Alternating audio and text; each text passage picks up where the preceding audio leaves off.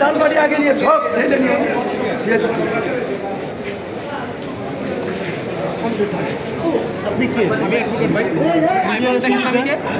ওনার বিরুদ্ধে যে হত্যা মামলাটার অভিযোগ আনা হয়েছে বা হত্যা মামলাটা দায়ের করা হয়েছে, তখন উনি 24 ঘন্টা অর্থাৎ 24 আওয়ার্স পুলিশ পাহারার মধ্যে থাকতেন।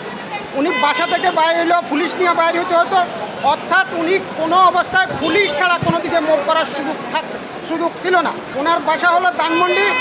হত্যাকাণ্ড ঘটনাটা দেখানো হয়েছে যাত্রাবাড়ি। পুলিশ পাহারা ব্যতীত উনি ওইখানে যাওয়াটা অসম্ভব ছিল বলে আপাতত দৃষ্টিতে, প্রাথমিক দৃষ্টিতে এই মামলাটাও ওনাকে শুধুমাত্র হয়রানি করার জন্য করা হয়েছে। একটা রাষ্ট্র যদি ওনাকে নিরাপত্তা নাই দিতে পারে, একজন প্রধান বিচারপতিকে নিরাপত্তা না দিতে পারে, একজন প্রধান বিচারপতিকে নিরাপত্তার জন্য যদি হেলমেট পরাইতে হয়, তাহলে রাষ্ট্রের আমি মনে করি এটা ব্যর্থতা। ওনার বিরুদ্ধে বলা হয়েছে যে রায় জালিয়াতি, এটা আসলে কিছুটা অজ্ঞতার কারণে এই কথাগুলো বলা হয়।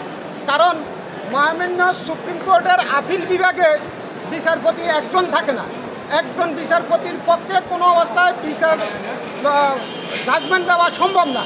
ওখানে মেজরিটির ভিত্তিতে জাজমেন্ট দেওয়া হয়। সুতরাং উনি এককভাবে কোনো জাজমেন্ট দেয় নাই। ওনার বিরুদ্ধে এই ধরনের এলিগেশন আনার আইনগত কোনো সুযোগ নাই।